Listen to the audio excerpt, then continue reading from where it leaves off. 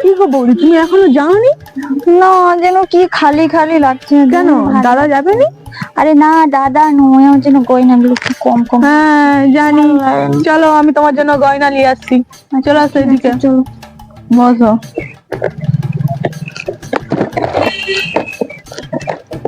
কেন দেখো, বাবা খুব সুন্দর তো।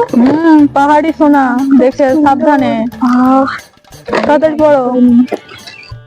দারুন দারুন দারুন দারুন গুছিয়ে রাখবে, আবার আমাকে নিয়ে এসে দিবে। হ্যাঁ নাও, এই দেখো মঙ্গলসূত্র, এটা তোমার জন্য মা বানাইছিল। কি খুব সুন্দর তো।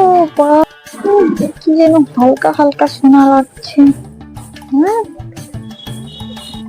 মা বানাইছিল, তাহলে আমাকে দাওনি কেন? তুমি এখনো গয়না সামলাতে পারবে না, তোমার এখনো সেরকম বয়স হয়নি, যখন হবে তখন। আর আমার জন্ম থেকে এইসব গয়নাগাটি সামলানোর ঠিক আছে, জিম্মেদারি আছে। আচ্ছা তাড়াতাড়ি করে নাও, আর আমি ঘুমিয়ে যাবার আগে তাড়াতাড়ি আসবে, যেন আমি আবার গয়নাগুলো গুছিয়ে রাখি। আসি, সাবধানে যাবে, লক্ষ্য রাখবে গয়না। তো সুন্দর, আমি যেন গয়না সামলাতে পারি না। সব সময় মা মেয়ে আমার জিনিসগুলোকে সরিয়ে সরিয়ে রেখে দিবে, আমি যাতে না খুঁজে পাই। যত সবই নিয়ে না আজকে কি করি।